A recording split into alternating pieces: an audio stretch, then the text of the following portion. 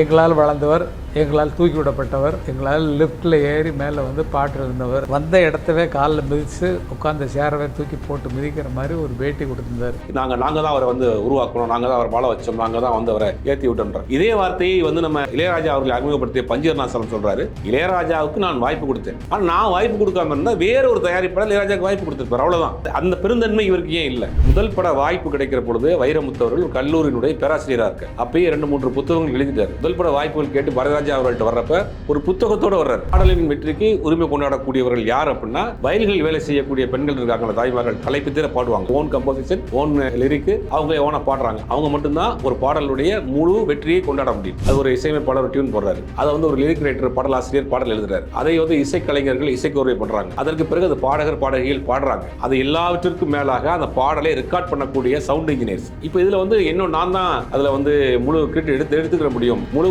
இதை நான் தான் எடுத்துக்கிற முடியும் சொல்ல முடியாது. இளையராஜாவை பொறுத்த வரைக்கும் இளையராஜாவினுடைய பாடல்களை ரசிக்கலாம், கொண்டாடலாம், ஆனா இளையராஜா பேசுறதை கேட்க முடியாது. இளையை வந்து நிலைநாட்டுவதற்காக அண்ணனுக்கு நான் சப்போர்ட்டா இருக்கிறேன், கூட இருக்கிறேங்கிற மாதிரி தன்னை முன்னிலைப்படுத்துவதற்காக இந்த விஷயத்தை கையில் எடுத்திருக்காரு. சம்பந்தப்பட்ட இளையராஜா இது வரைக்கும் பேசல, இவ்வளவு பேசப்பட்ட சம்பந்தப்பட்ட வைரமுத்தும் பேசல, ஆனா இவர் தான் வந்து இவ்வளவு பேசியிருக்காரு.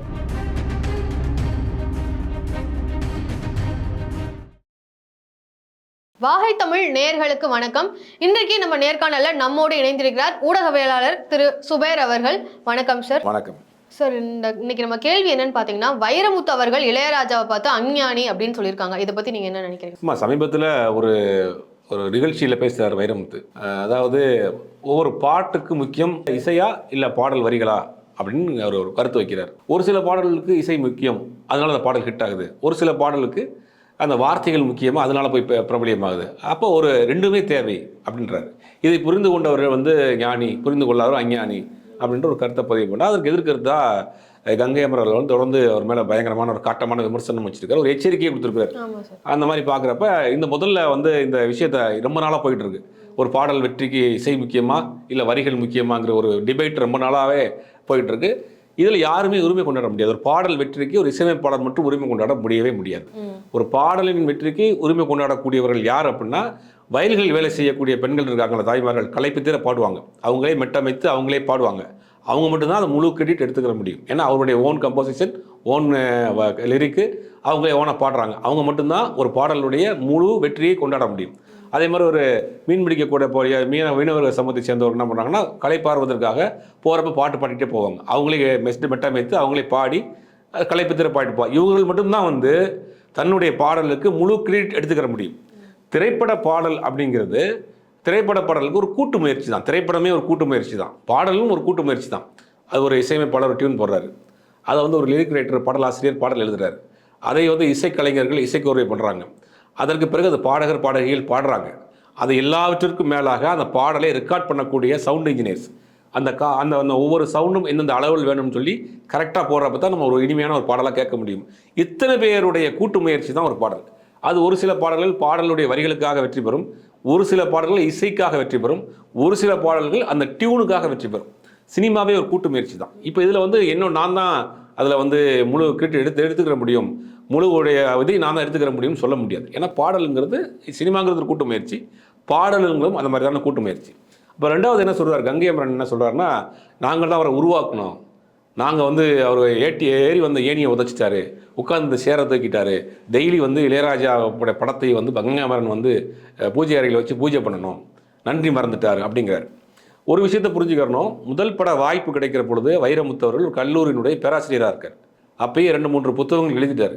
முதல் பட வாய்ப்புகள் கேட்டு பாரதிராஜா அவர்கள்ட்ட வர்றப்ப ஒரு புத்தகத்தோடு வர்றார். வைரமுத்து வந்து ஒரு புத்தகத்தோடு வர்றார். அப்போ வாய்ப்புகள் கேட்டு இந்த மாதிரி கூனி குறுகி இதெல்லாம் பண்ணாமல் நேரடியாக வந்து என்னுடைய பேர் வைரமுத்து, நான் இந்த கல்லூரியில் வந்து பேராசிரியராக இருக்கேன், இந்த மாதிரி கவிதை புத்தகங்கள் எழுதியிருக்கேன், உங்கள் படத்துக்கு தேவைப்பட்ட பயன்படுத்திக்கன்னு புத்தகம் கொடுத்து வந்துடுறோம். அப்போ பாரதிராஜாவுக்கு ஒரு வித்தியாசமாக இருந்துச்சு. ஏன்னா வாய்ப்பு கேட்டு வர்றப்பே ஒரு கம்பீரமாக வர்றாரு, இவர் யார் அப்படின்ற மாதிரி அவர் பார்த்துருக்காரு. அந்த புத்தகத்தை வாங்கி வச்சுட்டார்.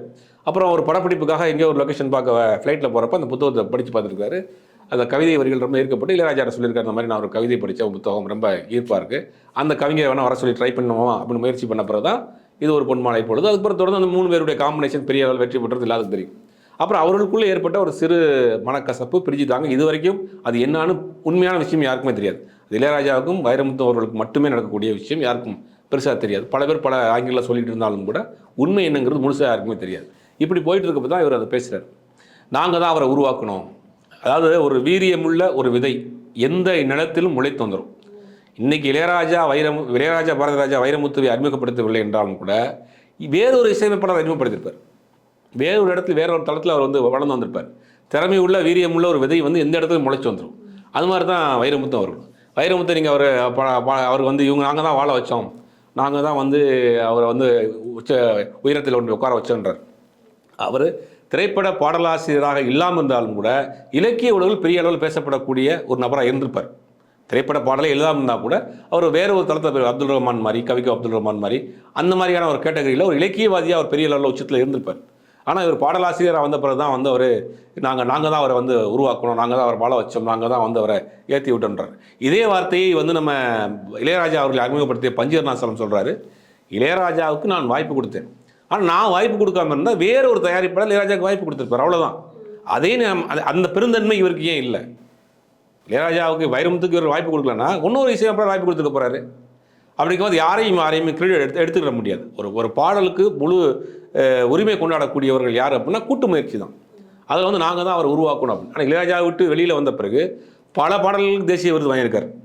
அப்படிங்கும்போது அவருடைய திறமையை வந்து நம்ம குறைத்து மதிப்பிட முடியாது. ரெண்டாவது என்ன சொல்கிறாரு, கலைஞரோட நெருக்கமாக இருக்கிறாரு, அதனால் கலைஞர் நிறைய இடம் கொடுத்துருக்காரு, எல்லாருக்கும் வந்து இணக்கமாக ஜால்ரா போட்டு வாழ்கிறாரு அப்படிங்கிற மாதிரியான ஒரு கருத்தை பதிவு பண்ணுறாரு. கலைஞருக்கும் அவருக்கும் உள்ளான இணக்கம் வந்து ஒரு இலக்கிய ரீதியான ஒரு உறவு. கலைஞர் பலமுறை அவரை வந்து ஒரு நாடாளுமன்ற உறுப்பினர் ஆக்கணும்னு ஆசைப்பட்டார், மறுத்தார் வைரமுத்து. 98-99 தேர்தலில் தேனி பாராளுமன்ற தொகுதியில் வேட்பாளர் அறிவிக்கிறதுக்கு முயற்சி பண்ணால் அவர் வேணான்னார். ராஜ்யசபா உறுப்பினர் ஆக்கிறேன்னார் கலைஞர், அப்போயும் வேணாண்டார். எந்த பதவிகளுக்கும் பெருசாக அவர் ஆசைப்படல. கலைஞருக்கும் அவருக்கும் உள்ள ஒரு உறவு வந்து நட்பு ரீதியாக ஒரு இலக்கிய ரீதியான ஒரு உறவாக தான் இருந்தது. இவருடைய அந்த காழ்ப்புணர்ச்சியெல்லாம் பார்க்குறப்ப இவர் தனிப்பட்ட முறையில் அவருடைய வளர்ச்சியை நோக்கி ஒரு பொறாமப்படுறான்றதை பார்க்க வேண்டியதாக இருக்குது. இப்போ எந்த சித்தாந்தத்தை நீங்கள் ஏற்றுக்கிட்டு நீங்கள் பிஜேபியோட கட்சியில் இருக்கிறீங்க, இன்றைக்கி அகில இந்தியாவில் ஜூரி கமிட்டியில் இருக்கிறீங்க, சென்சார் போர்டில் இருக்கீங்க, ஆர்கே நகர் தொகுதியில் வேட்பாளர் என்றார் கங்கையமரன். அப்போ பிஜேபியினுடைய கொள்கை ஈர்க்கப்பட்டு போய் எங்கிறதாரா? கிடையாது. அப்போ அவங்க ஏதோ ஒரு தேவையை நோக்கி தான் நீங்கள் இருக்கீங்க. அப்படிங்கும்போது அவர் எந்த பதவியுமே இல்லாத ஒருத்தரை பார்த்து நீங்கள் எப்படி கை காட்டி பேசலாம்? வைரமுத்துடைய தனிப்பட்ட உரையில் 1000 விமர்சனங்கள் இருந்தாலும் கூட இலக்கிய ரீதியாக ஒரு கவிஞராக ஒரு படைப்பாளியாக அவருடைய திறமையை அவ்வளோ ஈஸியாக நீங்கள் மதிப்பிட முடியாது. அவர் என்ன சொல்லியிருக்காருன்னா, புரிந்து கொண்டவர் ஞானி, புரிந்து கொண்டவர் மெஞ்ஞானிங்கிற மாதிரி ஒரு அஞ்ஞானிங்கிற மாதிரி பேசியிருக்கிறார். இதற்கு நீங்களும் அவருடைய தரப்பிலிருந்து நீங்கள் ஒரு விளக்கம் கொடுத்துருக்கலாம், அவருடைய பாயிண்ட் ஆஃப் வியூலேருந்து நீங்களும் ஒரு அறிக்கை கொடுத்துருக்கலாம். அதை விட்டுட்டு அவருடைய பர்சனல் லைஃப்லாம் போய் அவருடைய திறமையவே குறைத்து மதிப்பிடக்கூடிய இதோட நிப்பாட்டிக்கங்கன்னு ஒரு எச்சரிக்கை விடக்கூடிய வகையில் பேசுகிறதெல்லாம் வந்து உண்மையிலேயே அநாகரிகமான ஒரு செயலாக தான் பார்க்க வேண்டியதாக இருக்குது. 1990களில் பார்த்தீங்கன்னா இசைஞானி அப்படின்றத தவிர இளையராஜா மேலே வேறு எந்த ஒரு குற்றச்சாட்டோ எல்லாருமே வந்து அவர் கொண்டாடிட்டு தான் இருந்தாங்க. ஆனால் இப்போ பார்த்தீங்கன்னா பயங்கரமான சர்ச்சைகள் அவருக்கு மேலே தொடர்ந்து வந்துட்டே இருக்குது. இதுக்கான காரணம் என்ன சார்? இல்லை, இளையராஜாவை பொறுத்த வரைக்கும் இளையராஜாவினுடைய பாடல்களை ரசிக்கலாம், கொண்டாடலாம். ஆனால் இளையராஜா பேசுகிறத கேட்க முடியாது. ஏன்னா அவர் என்னை பொறுத்த வரைக்கும் என்னென்னா, ஒரு 40-45 வருஷமாக அவர் வெளி உலகமே தெரியாத ஒரு குழந்தை போல தான் இருக்கார். காலையில் 6 மணிக்கு எந்திரிச்சு ஸ்டுடியோக்குள்ளே போகிறாரா, திருப்பி சாயங்காலம் 6 மணிக்கு வர்றாரு, வீட்டில் எது இந்த உலகத்தில் இருக்கக்கூடிய எது நல்லது கட்டமே தெரியாமல் தான் ஒரு வாழ்ந்துட்டு இருக்கார். முழுக்க தன்னை இசைக்காக அர்ப்பணித்து கொண்டிருக்கார். ஆனால் அதை யாராவது சொல்லக்கூடியவர்கள் கேட்குற மனநிலையிலும் அவர் இல்லை. இந்த மாதிரிலாம் வெளியில் நடக்குது, இந்த மாதிரிலாம் சம்பவம் இருக்குது. இல்லைன்னா வந்து அவர் வந்து சில பேசக்கூடிய விஷயங்கள் வந்து தவறாக போயிடுது, எதிர்மறையாக போயிடுது. அப்போ அவர் ஒன்றும் ஒரு புரிதல் இல்லாமல் ஒரு நிலைமையில தான் இருக்கிறார். ஆனால் அதை சொல்லக்கூடிய ஆட்களும் அவர்கள் அருகில் இல்லை. ஆரம்பத்துலேருந்தே அவர் கடவுள்னு சொல்லி அவரை வந்து ஏற்றி விட்டுட்டது. அவர் இன்றைக்கி தான் உண்மையிலே நமக்கு ஒரு பெரிய சக்தி இருக்கும்னு நினச்சிட்டு இருக்கார். நிறைய தயாரிப்பாளர், தெலுங்கு தயாரிப்பாளர், கன்னட தயாரிப்பாளர் என்ன பண்ணுவாங்கன்னா, காலையில் வந்து அவர் ஸ்டுடியோ வாசப்பில் நிற்பாங்க, போய் அவருக்கு மாலையை போடுவாங்க, காலில் இருந்தாங்க, தேவடா நீங்கள் தான் எங்களை காப்பாற்றணும் அப்படின்ற ஒரு கடவுளை பூஜிக்கிற மாதிரி அவரை பேச ஆரம்பித்தோன்னே அவருக்கு தன்னைத்தானே உணர ஆரம்பிச்சிட்டார். நமக்கு ஏதோ ஒரு சக்தி இருக்குது போல், நம்ம ஒரு இசையமைப்பாளர் தான் தாண்டி நமக்கு ஏதோ ஒரு பவர் இருக்குது போலங்கிற மாதிரி நினச்சிட்டாரு. அதனுடைய வெளிப்பாடு தான் அவருடைய பேச்சு. அந்த ரியாலிட்டியை ஒன்றும் வந்து அவரும் புரிஞ்சிக்கல, மற்றவங்க புரிஞ்சுக்கிட்டாங்க, விமர்சனங்கள் வருது, மற்றவங்களுக்கு புரிஞ்சதுனால தான் விமர்சனங்கள் வருது. ஆனால் அவர் இந்த ரியாலிட்டியை ஒன்றும் புரிஞ்சுக்கிறது இல்லை. சரி, இப்போ கங்கை அமரன் வந்து பேசுனது வந்து அநாகரிகமாக இருந்துச்சு அப்படின்னு சொல்கிறீங்க. அப்போ இல்லை வைரமுத்து அவர்களுமே வந்து இப்போ அஞ்ஞானி அப்படின்னு சொல்கிறதுமே அநாகரிகமாக இல்லையா? இல்லை, அதுக்கும் இவர் பேசுனதுக்கும் வித்தியாசம் இருக்குல்ல. இப்போ அவர் என்ன ஒரு வார்த்தை பேசிட்டு இருக்காரு, அது இளையராஜாவை நேரடியாக குற்றம் சாட்டி பேசலை. ஞானிங்கிற ஒரு ஒருத்தர் தான் இருக்கார். எத்தனையோ ஞானி இருக்காங்க இல்லையா? ஆன்மீகத்தில் பல ஞானிகள் இருக்காங்க, முற்றும் துறந்த ஞானிகள் இருக்கிறாங்க. அந்த மாதிரி கூட சொல்லலாம். ஒரு மறைமுகமாக தான் அவர் சொல்லியிருக்காரு. ஒருவேளை இளையராஜாவே எடுத்து சொல்லியிருந்தாலும் கூட மறைமுகமாக தான் சொல்லியிருக்காரு. ஒரு நாகரீகத்தோடு தான் பேசியிருக்காரு. இவர் நாகரீகமற்ற முறையில் பேசியிருக்காரு இல்லையா? நாங்கள் இதோட நிப்பாட்டிக்குங்க, என் தம்பி நான் ஒருத்தன் தான் இருக்கேன், நான் இறங்கி வந்தால் என்ன ஆகுன்ற மாதிரி ஒரு மிரட்டல் தோணியில் பேசுகிறார்ல, இது ஒரு நாகரிகமான செயலா?